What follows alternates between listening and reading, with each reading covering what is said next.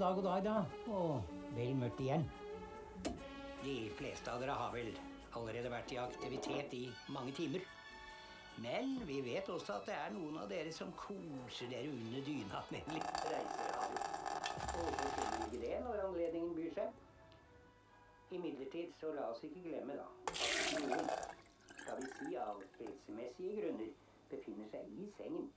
Jeg vil da gjerne si riktig god bedring. En kopp kaffe kan det kanskje bli. Mo? Ja, apropos kaffe. Vi har mottatt et langt brev.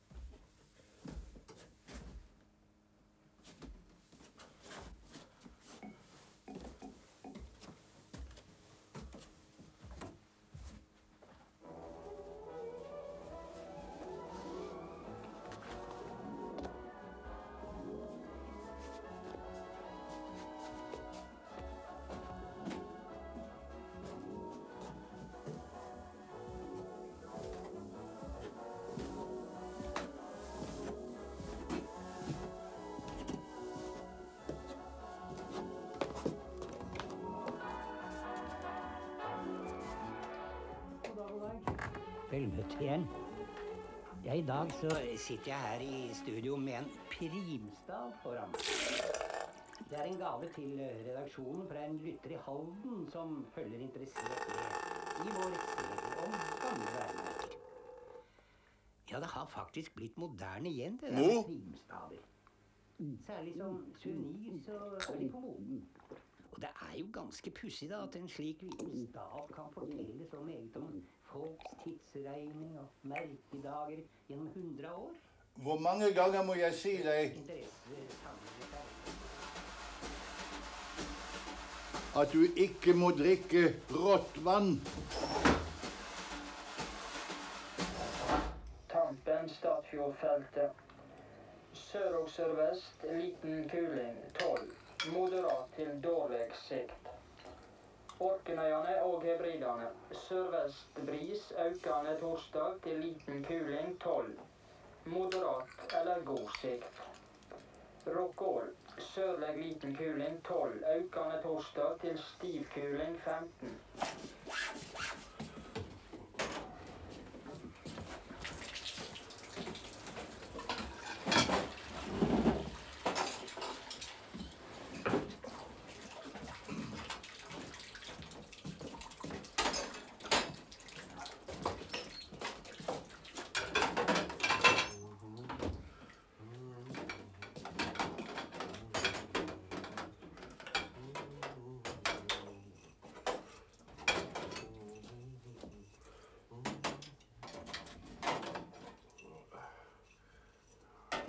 Kom så.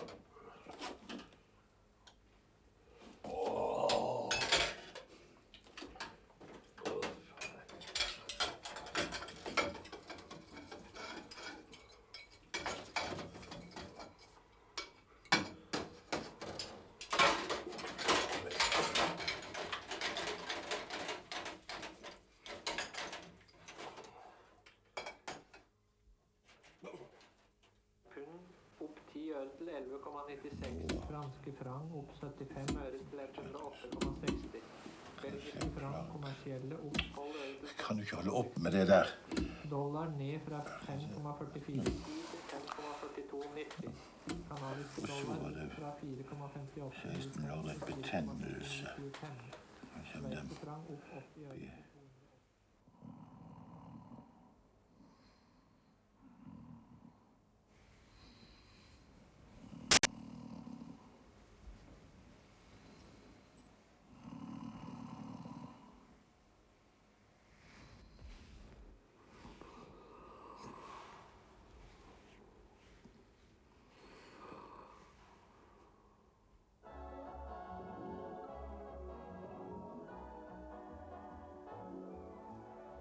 God dag, og vel møtt til en ny time med litt av hvert for hvem som helst.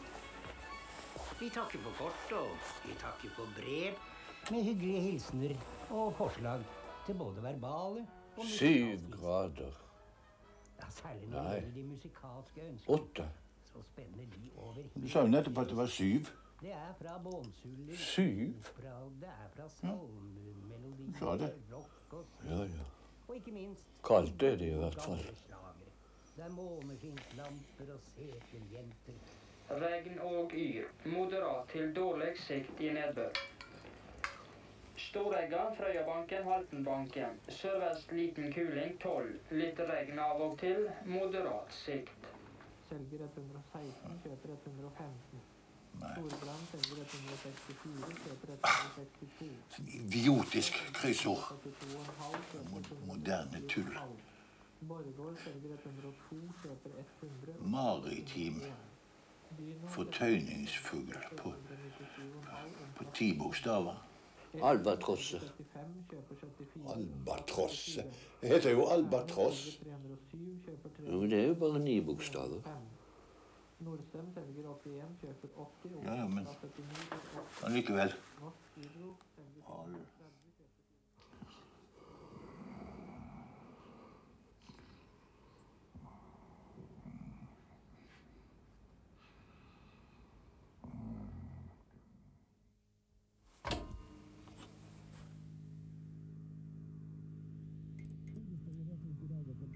Omsetning og bruk av piratdekodere.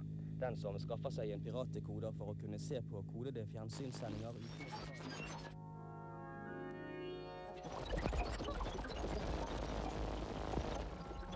Yesterday, all my troubles seem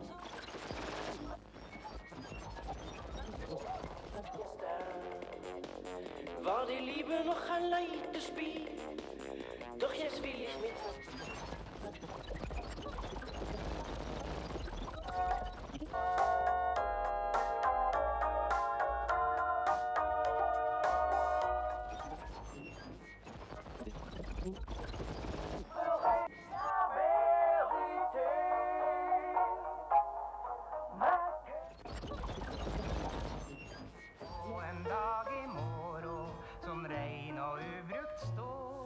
Med blanke ark og fargestifter til.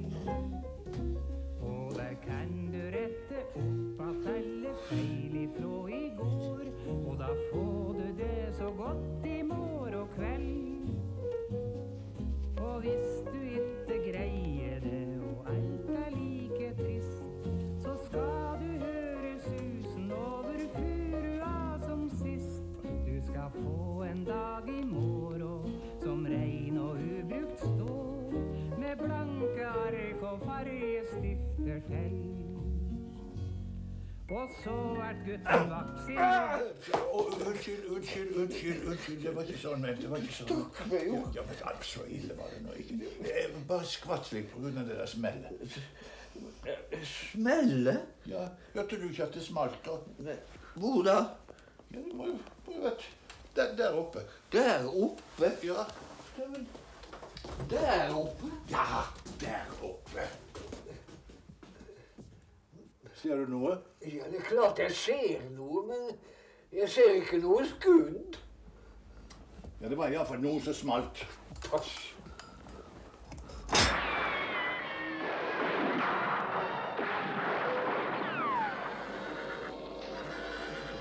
That's Alcazar. The outnumber is 4-1. Westernfilmen har et comeback, men helten er ny. Do we talk or fight? John Wayne tok livet av indianerne. Dagens helt flytter inn hos indianerne, om han da ikke er opptatt av å danse med dyra. Ja, det stemmer.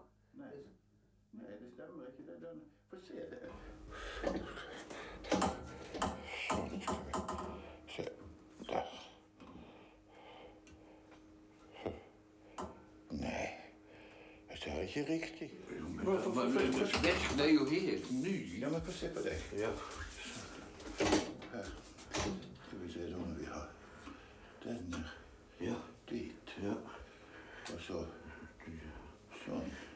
Du, hvor mye veier et gamlefar på slutten. Men det var jo ikke rare greiene. Men du, jeg skjønner ikke dette sånn formelig. Få se. Ja, men nå kan du se det en gang til med det. Kanskje det er riktig at det skal være så forskjellig.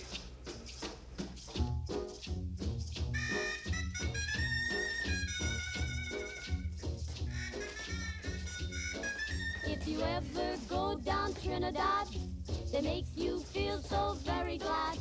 Calypso sing and make up Kom nå inn og få på deg noe klær, mor, ellers ender det jo bare med at du blir forkjølet igjen. Behøver du alltid å kjefte på meg hver gang jeg er ute ved hjørnet? Both mother and daughter working for the Yankee dollar. Oh, beat it, man, beat it. Since the Yankee come to Trinidad, they got the young girls all going mad. Absolutt spille så høyt. Sett dem på tale i alle fall. Make Trinidad like paradise, drinking rum and Coca-Cola. Go down Point Cumana, both mother and daughter, working for the Yankee dollar. Oh, you vex me, you vex me.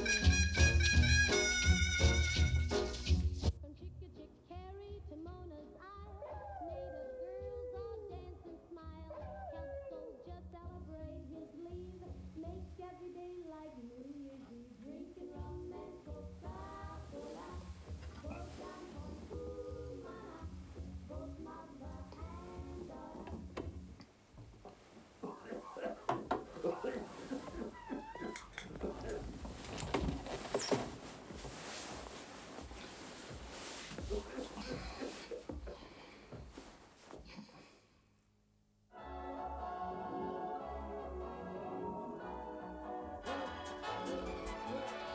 God dag. Vel møtt. Ja, i dag, dere, så har jeg lyst til å starte en liten historie. Like før jul så kom en liten pike hjem fra skolen og sa at klassen skulle lage noen julepakker.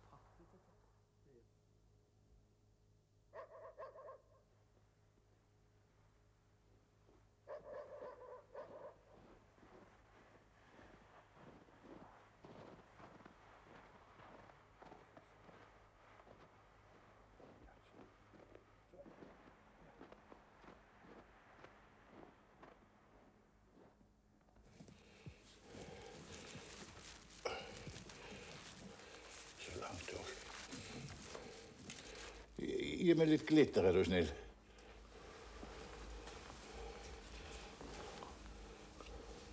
Takk skal du ha. Sånn. Den kan vi så... Og så flagg. Takk. Takk. Kuler. Ja. Sånn. Takk. Ja, den kan vi ha. Så vi får den der oppi. Der. Sånn. Her er en kule til, far. Ja, takk skal du ha. Når skal du egentlig bli voksen? Egentlig? Da oppsto Jobb og sønderrev sin kappe og klippede sitt hoved. Nei, men hør på dette her, da. Da for Satan ut av Herrens ansikt og slo Jobb med en ond byll, fra hans fotsåle og inntil hans hovedisse. Må du absolutt lese det der midt på en julaften? Ja, men det er jo det som står her.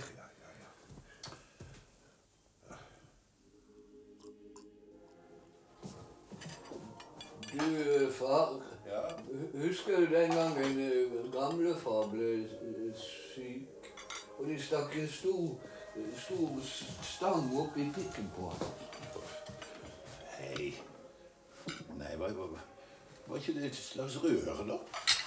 Nei, jeg tror det var en lang pinne. Men Det skjønte jo ikke gamlefar. Nei, han skjønte jo ikke at rosen kunne være farlig heller. Nei, det skulle være visst. Ja, da skal det smake vel. Ja, nå skal vi. Håper han er sterk nok.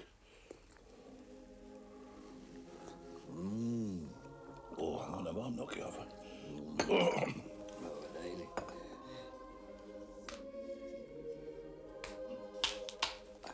Men du, jeg fikk 2 igjen. Fikk 2? Skal vi spille Filippine? Ja, kan godt. Om hva da? Ja. Jo, om pølseselgeren kommer i år også. Ja, han kommer ikke i år igjen. Jo, jeg tror at han kommer. Ja. Premien, da? Oppvasken, selvfølgelig.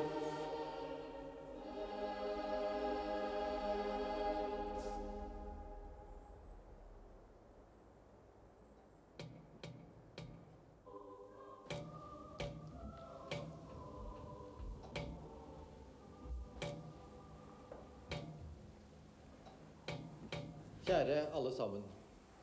Om noen få timer skriver vi januar 1995.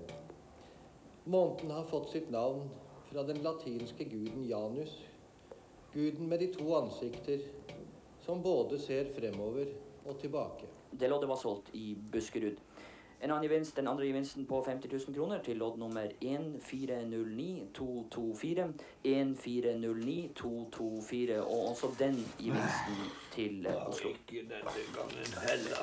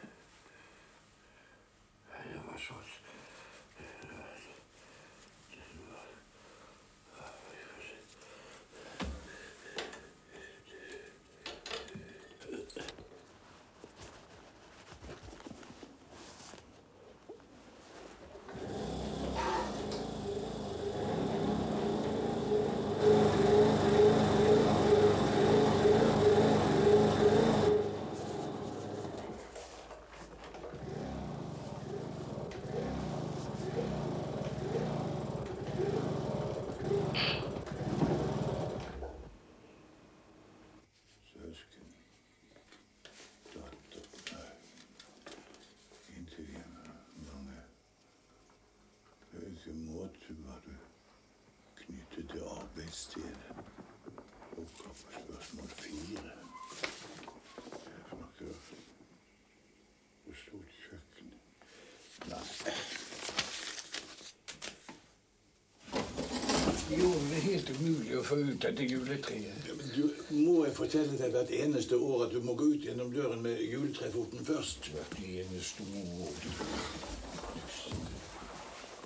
Vi takler bestandig med det der. Til det da.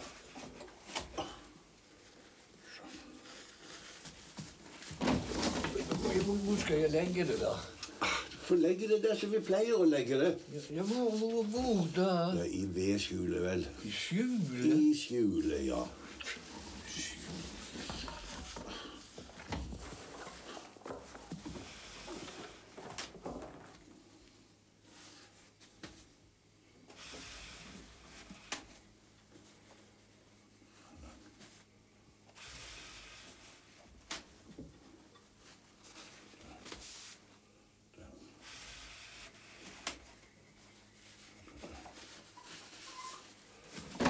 Jeg får ikke opp døren til dette vedskjulet. Det er nødvendig å komme busende inn, bare for det da. Ja, gå nå ut, jeg kommer snart.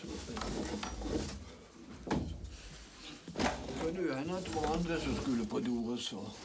Er det mulig å få litt fred her?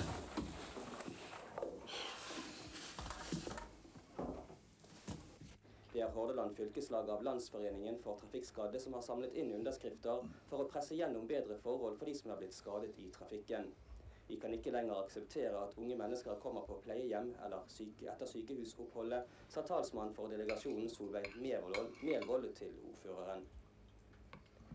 Studentene ved Universitetet i Bergen er rimelig fornøyde med sin økonomiske situasjon. Det går frem av den omfattende Leopard. Nei, det er jo 7 bokstaver. De må ha laget en feil her, du. Gepard. Hæ? Gepard. Gepard. Det må være geopard i hvert fall. Nei, det heter gepard. Gepard.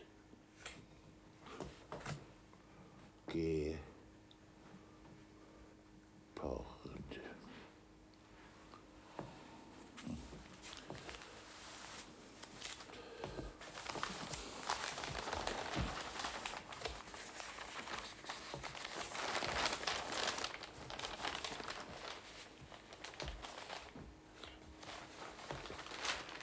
Barnemishandling. Nei, å fytterakker. Barnemishandling? Ja, og dette her er jo bare toppen av isfjellet. Men kan du huske den gangen gamlefar slo meg? Ja, men det var jo din egen skyld. Knekten på damen. Ja, det er riktig. Sånn.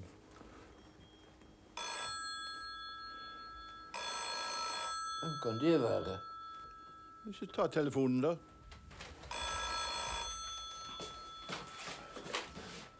Ja, vær så god. Hva? Ja, det er her. Fra Småland? Ja, et øyeblikk. Det er til deg. Fra Småland. Fra Småland? Fra Småland, ja.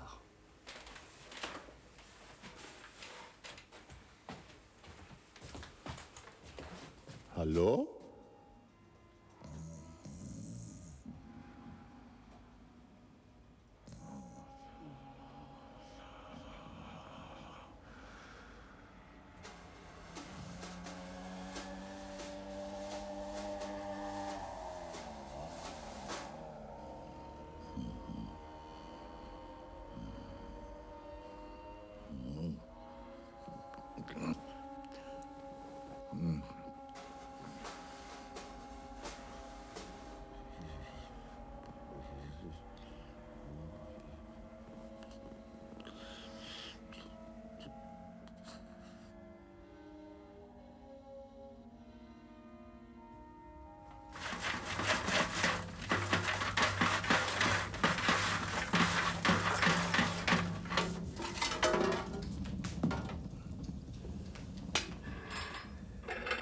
Jeg har aldri vært i Oslo, jeg. Oslo, du.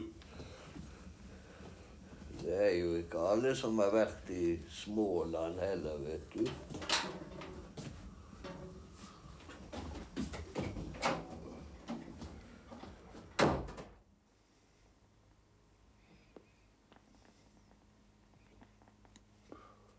Når var det han egentlig skulle komme? Nei, de sa bare at han skulle komme med en gang. Bare komme med en gang? Ja, bare med en gang. Ja, her kan de jo komme. Ja, den 27. kommer gudskjelov Sulenja Vølen. Ja, gudskjelov.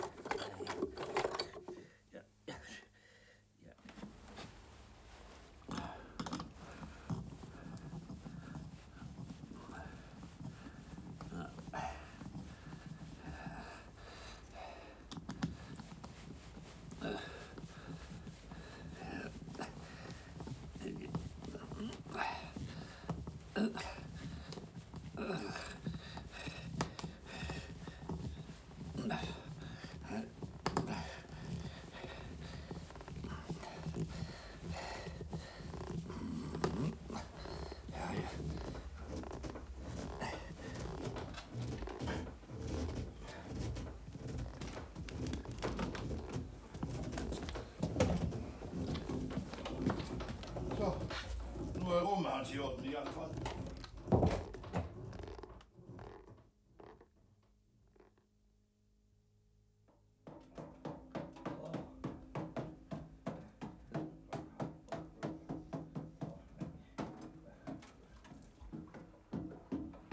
Mor? Hva er det du holder på med der ute? Er du ikke snart ferdig med det flagget? Dette flagget har ligget ute hele vinter. Det er jo helt stilfull råd. Jeg har i hvert fall satt over kaffekjelen. Men du, nå må du for Guds skyld passe på at du ikke kaller den for hønse. Ja, det er bedre å kalle den for Konrad Poppe, da. Det er vel det han heter. Det er nok med Konrad. Ja, Poppe. Ja, den 27. kommer heldigvis Cynthia Mølum.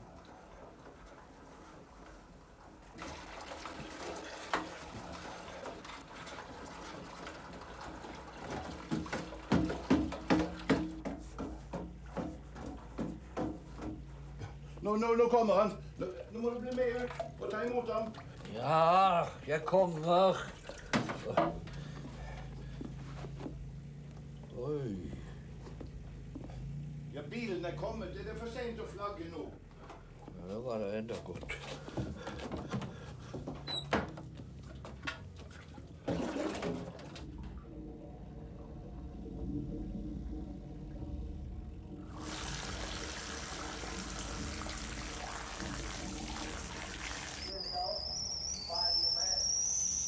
I believe that this nation should commit itself to achieving the goal before this decade is out of landing a man on the moon and returning him safely to the earth. Dette var president John F. Kennedy i den talen til Kongressen 25. mai 1961 som han regner startet Apollo-programmet. Dette veldige programmet, det største teknisk-vitenskapelige som menneskeheten hadde gitt seg i kast med til da. Det skulle vokse til i overkant av 350 000 mennesker fra 20 000 industribedrifter og 200 universiteter var involvert. Og det var en masse svar man måtte ha. Man visste for eksempel veldig lite om måneoverflatens bæreevne. Man visste lite om hvordan mennesker skulle kunne være sammen i en liten kabin i vektløs tilstand over lange tidsrom. Men til slutt begynte brikkene å falle på plass. Og den 20. juli 1969 klokken 21:17:42 landet månelandingsfartøyet Eagle i Stillhetens hav. Houston, Apollo 11 and gave us a magnificent ride. Eagle Houston, we rig you now. You're go for PDI, over. Roger, understand. We're go, same tight, we're go. 60 seconds. Lights on. 30 feet down, 2.5. Picking up some dust. 30 feet, 2.5 down. Straight shadows. 4 forward. 4 forward, drift into the right level. 6.5. 30 seconds forward. Right.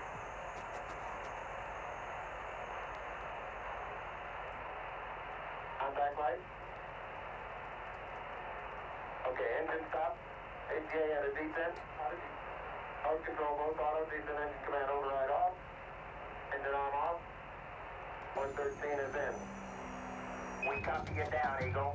Listen, Tranquility Base here. The Eagle has landed. Roger, Tranquility. We copy you on the ground. You got a bunch of guys about to turn blue. We're breathing again. Thanks a lot. Thank you. I ettertid skulle det vise seg at månelandingen slett ikke var så problemfri som man hadde trodd. Og det var derfor stemmen fra kontrollsenteret sa at de var helt blå i ansiktet da de fikk meldingen om en vellykket landing. Den 21. juli klokken 03:40 åpner Armstrong forsiktig luken til månelandingsfartøyet, og så er han klar til å sette den venstre foten ut på månens overflate. At the foot of the ladder, I'm going to step off the ladder now. That's one small step for man, one giant leap for mankind. Now we'll get to the details of what's around here, but it looks like a collection of just about every variety of shape, angularity, granularity. Velkommen hjem da, Konrad. Every variety of rock you could find. Konrad. The color is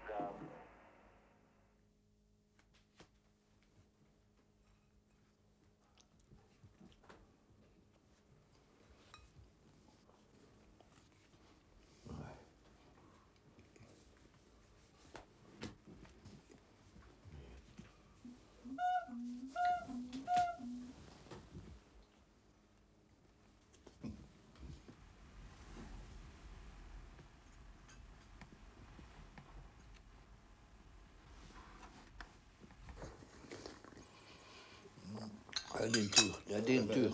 Ja.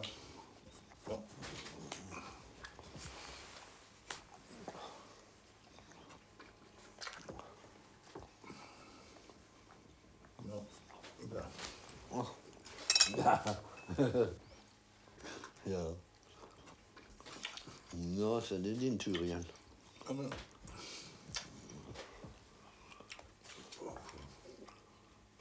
Kan du ikke? Nei, men... Ja, vi får fortsette en annen dag. Ja.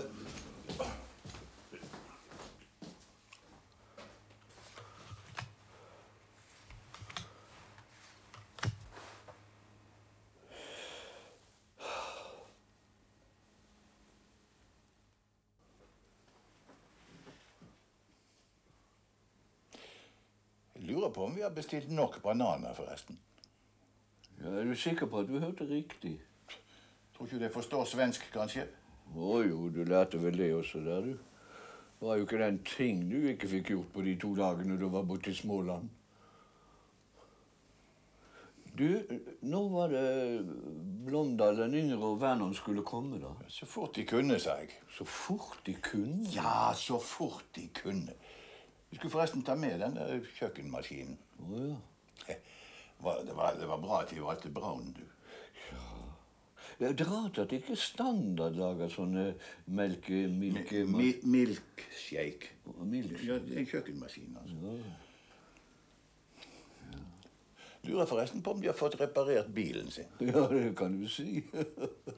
Ja, for det var litt av en smell. Og sånn som de så ut. Ja, særlig Vernon.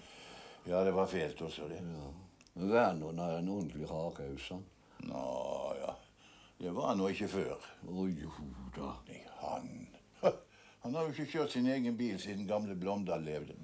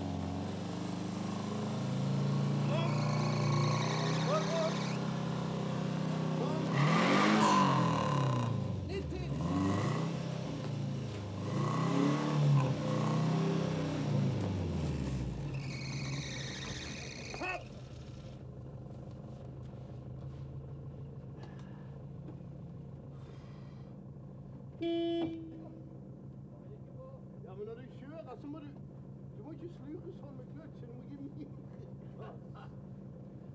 Ja, kom deg nå ut. Kom deg ut, ja. Så helt. Du må ikke sluke sånn. Vi passer deg godt. Bare spinne på andre ut.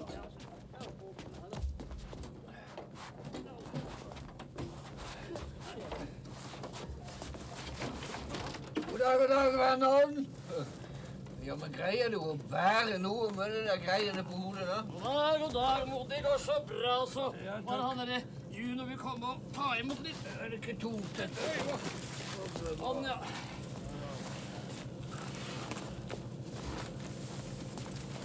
Har du noe mer, Ja, bananer, da, vet du. Nå det var bananer, det. Ja. Hallo, mor. Nei, hallo, bror. Ja, så dere har fått besøk, dere. Ja, jeg er helt fra Sverige, hører jeg. Ingen slektninger, da? Ja, temmelig nær familie også. Skal han bli lenge, da? Nei...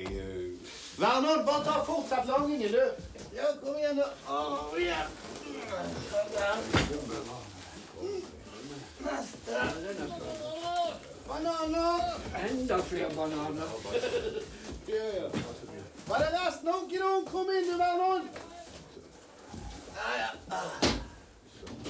Vi var ikke ferdig med bilen på verkstedet denne uken heller. Men så lenge sabben til Vernon putrer og går, så Helvete, så det klør.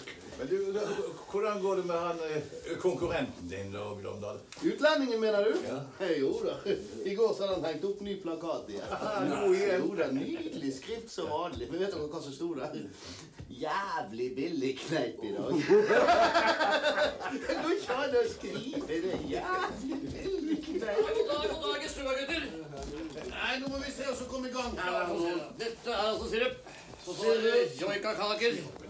Så er det matpapir. Så kommer det vel, ja, det lapskaus. Kapteinkjeks. Kapteinkjeks. Bare brannpiller, det er det. Kapsler. Brannpiller. Jeg tenkte kanskje det kunne smake med noe ekstra. Nå som dere har fått besøk. Og bananer holder dere vel nok av for en stund. Ja, vi får jo tro det.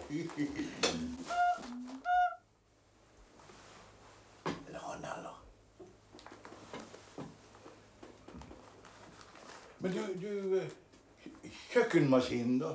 Faen, det hadde jeg nesten glemt. Vernon! Ja? Henter du kjøkkenmaskinen ut i bilen? Ankerak!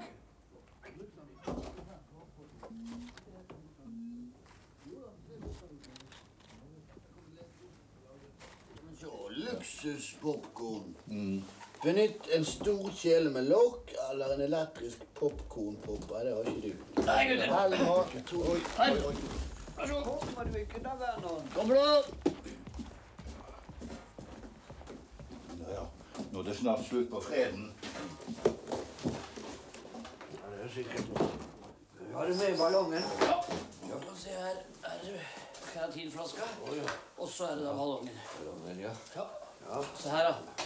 Kjørebukser blir aldri skrukkete. Ja, de var nydelige. Du sto på. Se og sett om dette nettet. Men du, det må jo ha vært forferdelig vondt å få skrudd denne bøylen fast på hodet. Ja, jeg fikk jo sprøyte da, men det kanskje var det 2, jeg husker ikke.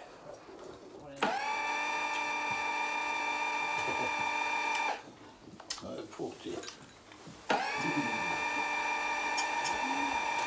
Og her skal det altså bananer oppi. Ja. Det er din tur til å velge, Vernon. Da sier jeg brødslag. Brødslag. Gråbrød. Finbrød. Frøbrød. Hvetekake. Urtekake. Vørtekake. Kneip. Ekstra kneip. Det er vel ikke noe som heter ekstra kneip, vel? Da sier jeg sykler. Ja. Ja. Ja. Skal vi se.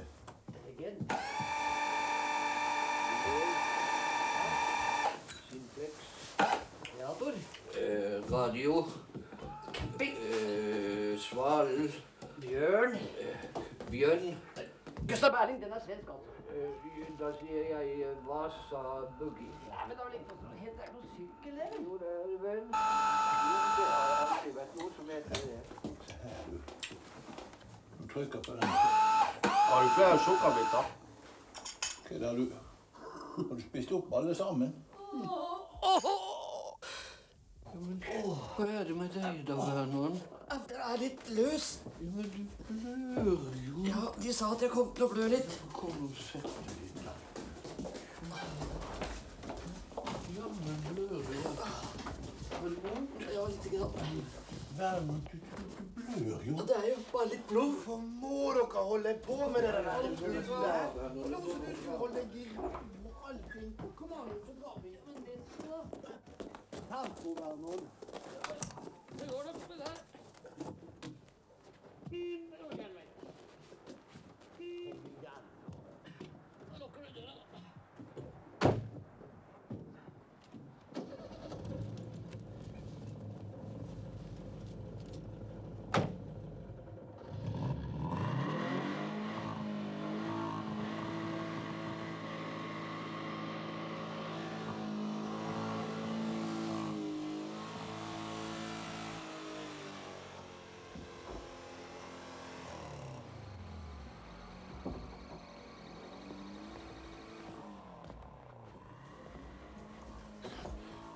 Så må dere begripe at dere ikke må holde på med det der ballongspillet så lenge Vernon går med denne greien på seg.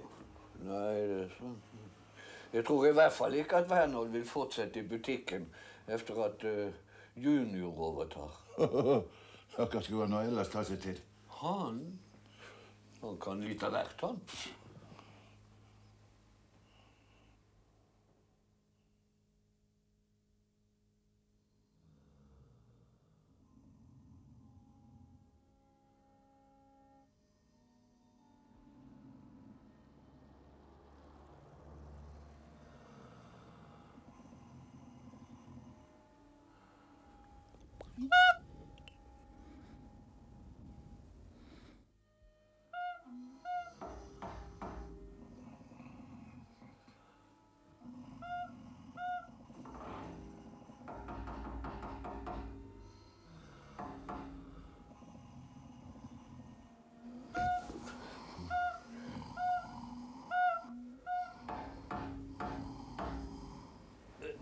Far, Konrad er våken. Konrad er våken.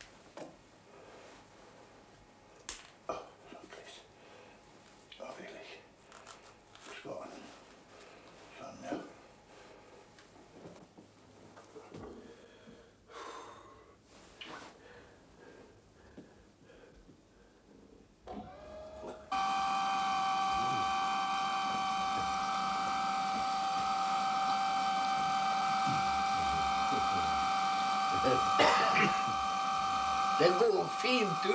Ja. Lurer på hvor mye strøm han trekker. Ja. Jeg undres på om den må smøres. Smøres? En milkshake-maskin? Jo, men er det ikke en kjøkkenmaskin, da? Så jeg vet ikke.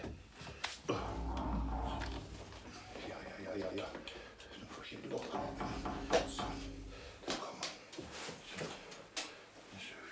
Det var noen underlige greier, dette her. Sånn.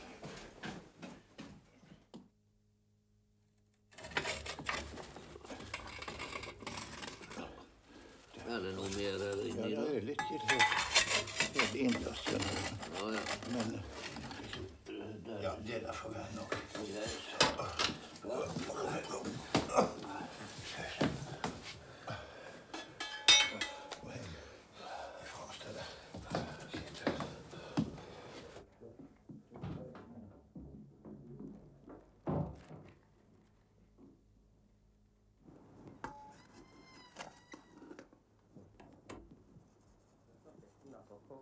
Men utelukker ikke.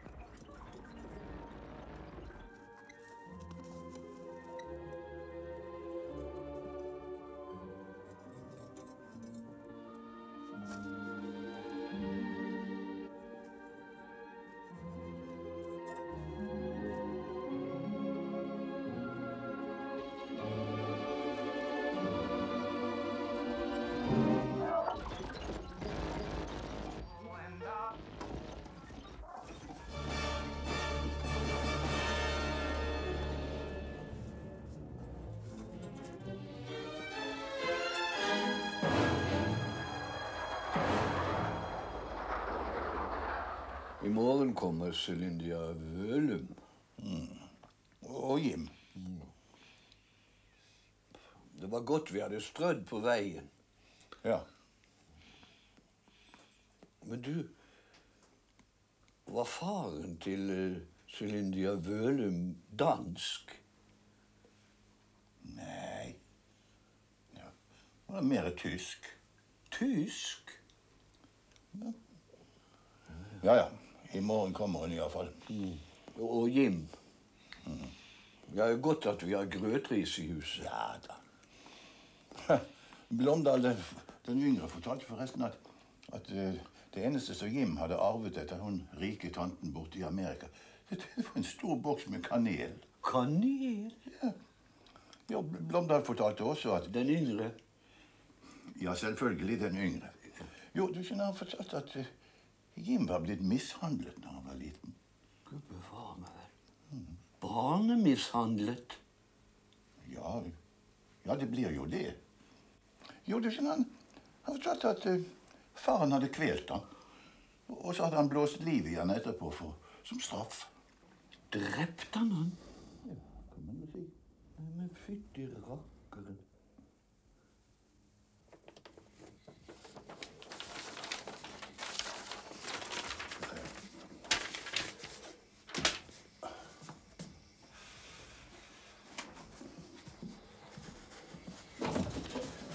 Finnes det i hele tatt ikke sukker i huset? Det vet du jo. Ja, ikke sukkerbiter heller. Blomdal stappet jo i seg alt sammen som vanlig. Ja, kan tenke meg det.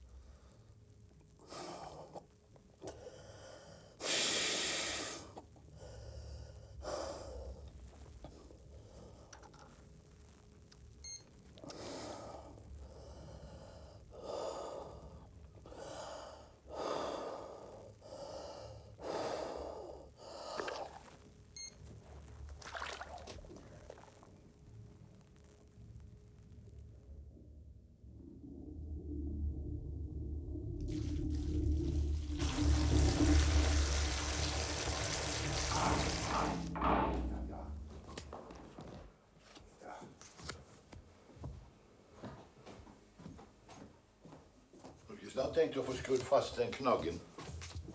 Ser du ikke at jeg holder på å legge kabal her nå?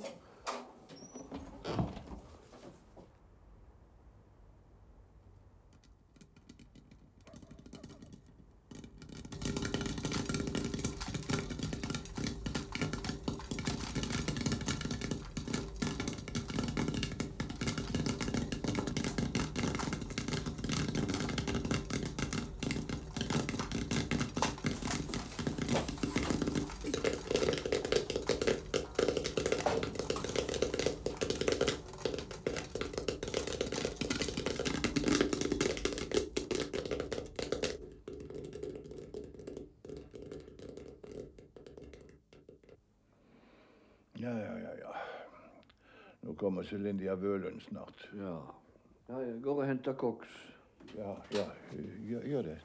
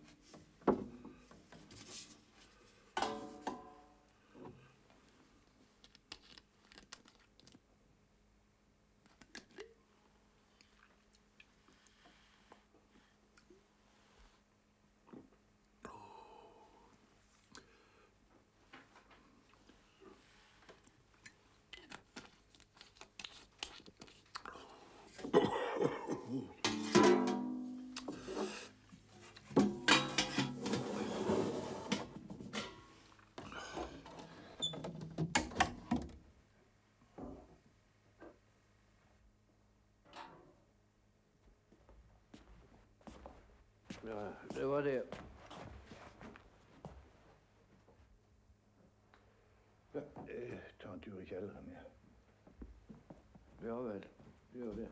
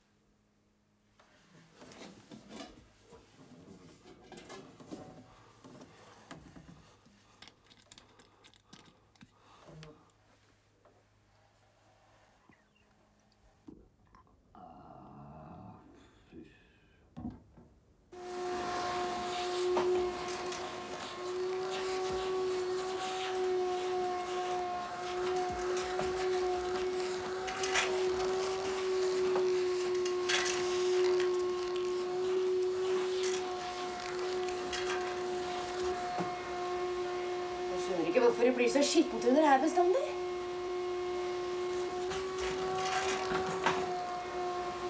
Hva er det dere driver med? Ble jeg jo nødt til å vaske her denne gangen nå. Ja.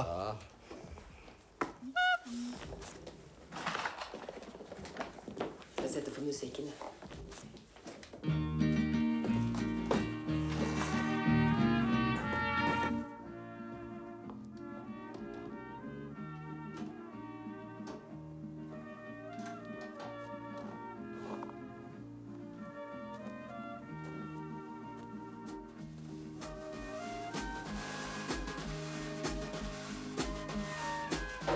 Mo, Ja? nå tror jeg grøten til Jim er ferdig. Ja, jeg kommer.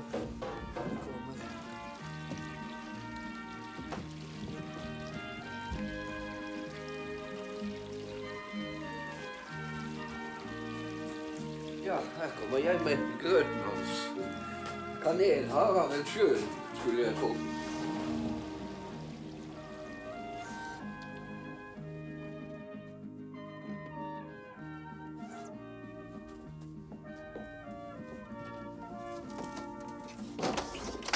Du må ikke være så tynnkledd. Jim, jeg satte kanelen der hvor reservehjulet står, jeg. Men reservehjulet, da? Da måtte jeg jo ta ut det, da. Jeg er straks ferdig. Skjønner da.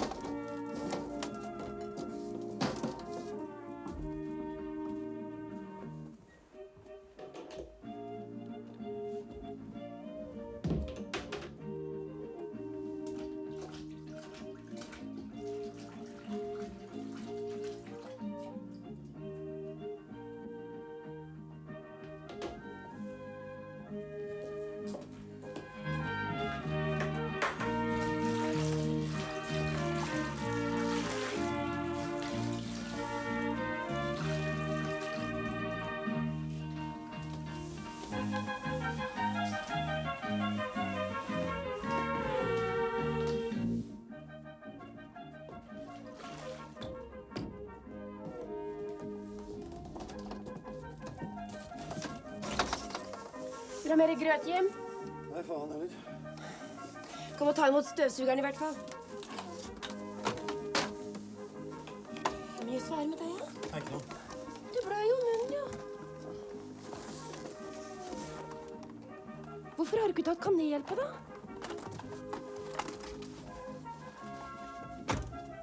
Jim. Da kommer jeg snart. Det er bra.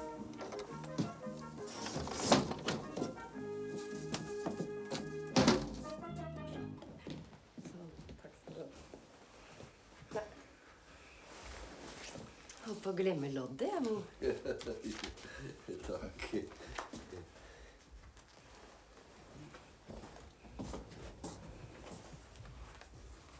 Ha det, Konrad. Ja, vi pleier jo å kjøpe 2 halvlodd.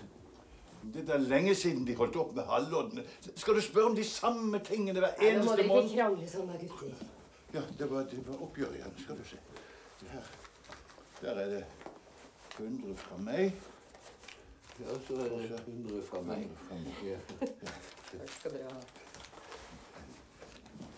Nei, jeg skal ta den der. For deg.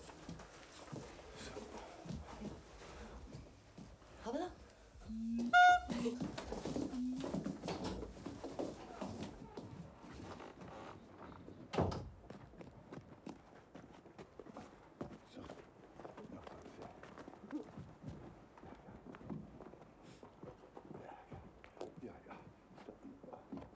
Og så må du stelle litt pent med deg selv.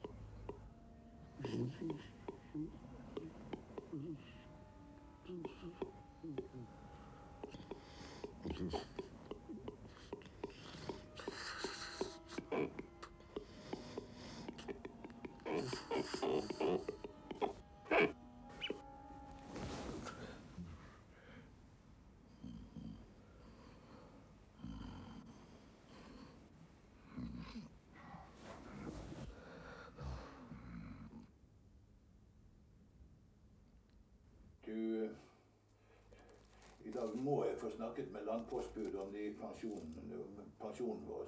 Jeg glemmer ikke ukebladene, er du snill. Kan ikke du være snill å gi Konrad litt milkshake hvis han banker? Det står et ferdig glass i kjøleskapet. Hvor snilt er det?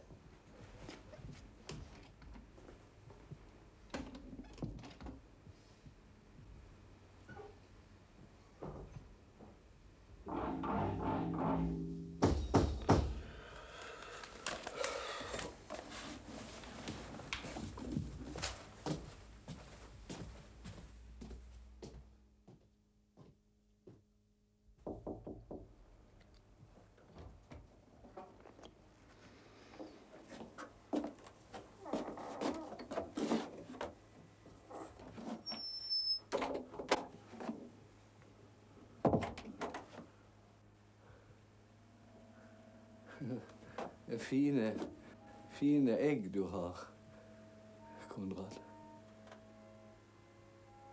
Skjønner du hva jeg sier? Det er ikke så lett å vite hvor mye du forstår. Du som ikke er herfra, mener jeg. Han utlendingen som åpnet butikk ved siden av Blomdal den yngre, ja, han er en ålreit kar, det er ikke det, men han forstod jo så lite norsk. Så alle lo av alle plakatene han satte opp. Ja, han er helt alene i butikken. Han har ikke do der heller, så hver gang han skulle slå lens, så måtte han gå over veien der hvor han bor. Og så satte han opp et skilt hvor det sto «Er plutselig tilbake». Ja, slå den, du. Ja.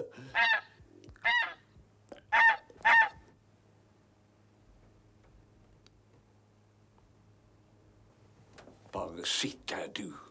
Hønse. Gi meg milkshaken, du. Moe.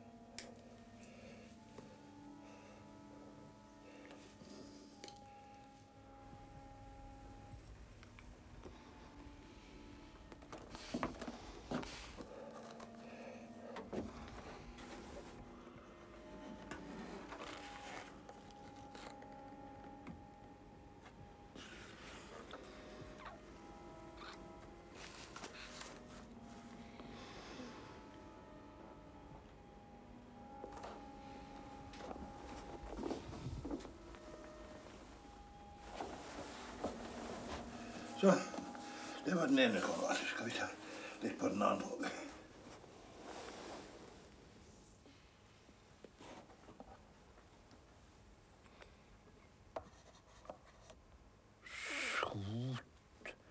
Høna.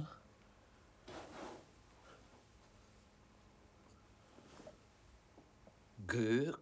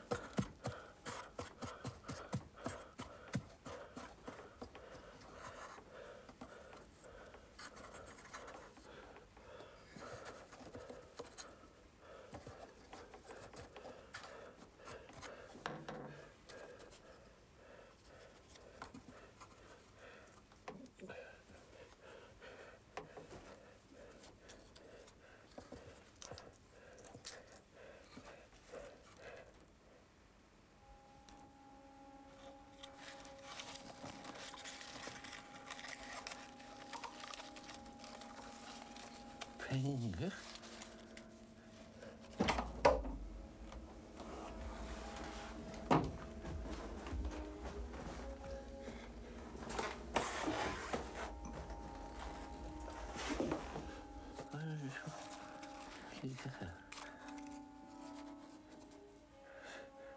Fra far.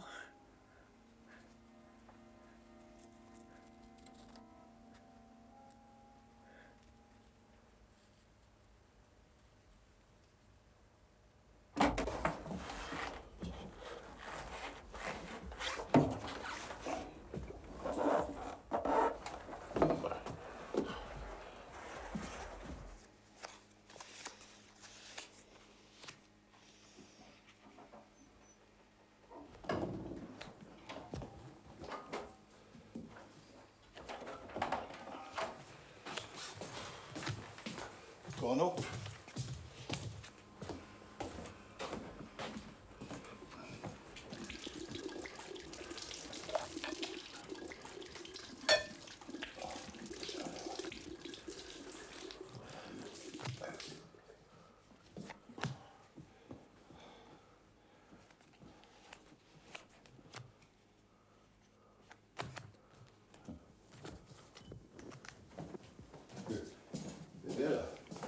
Merkelig at han ikke skal ha milkshake.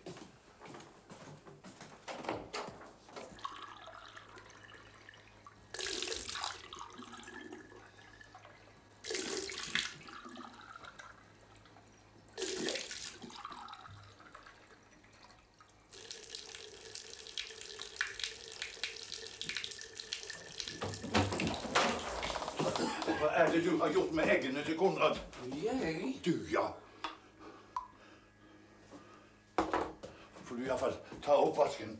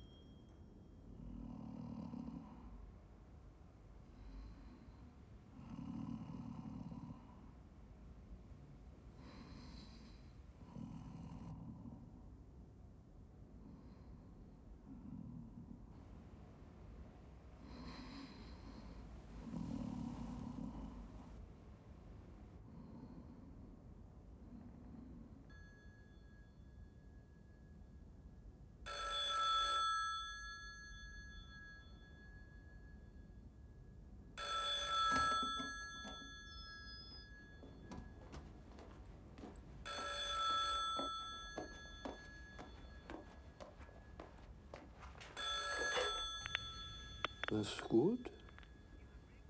Jo. Er hun død? Skal han bli her? Ja. Jeg forstår.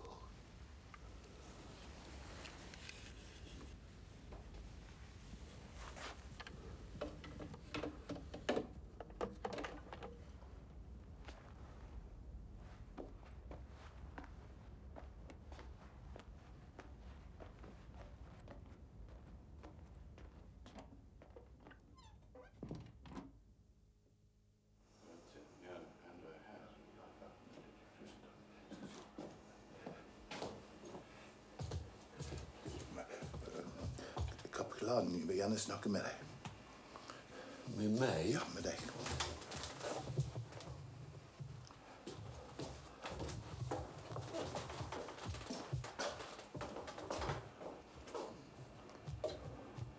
Gud være med deg, mor. Med meg?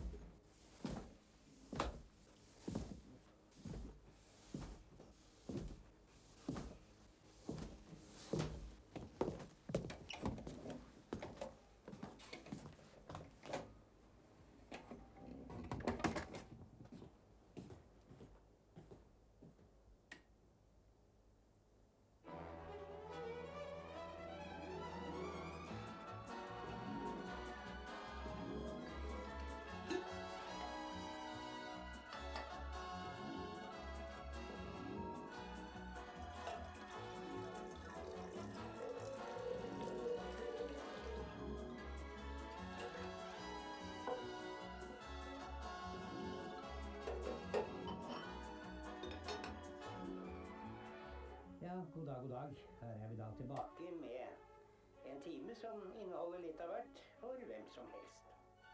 Jeg leser i en av dagens morgenaviser at aksjonen V er i full gang. En aksjon der det hovedsakelig er pensjonister som hogger ved, pakker i sekker og kjører veden ut til mange eldre som bor dårlig i kalde og trekkfulle leiligheter. Og vi sier et hipp hurra for spreke pensjonister som er med på å hjelpe de som ikke er så spreke, og som kanskje...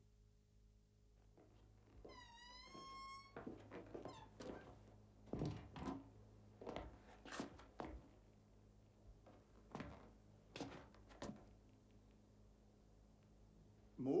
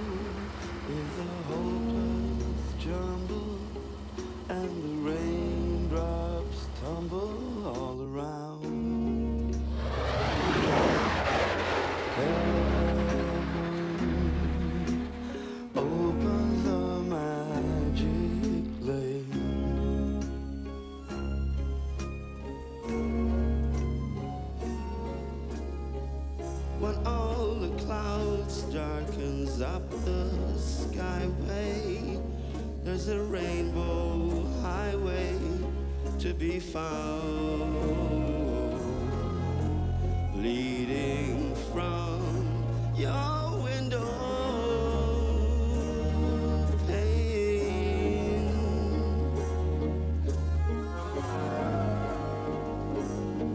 to a place behind the sun, just a step beyond the rain. Somewhere over the rainbow, way up high, there's a land I've heard of once in a lullaby. I'd like to wish upon a star, away the midnight's not too far above me.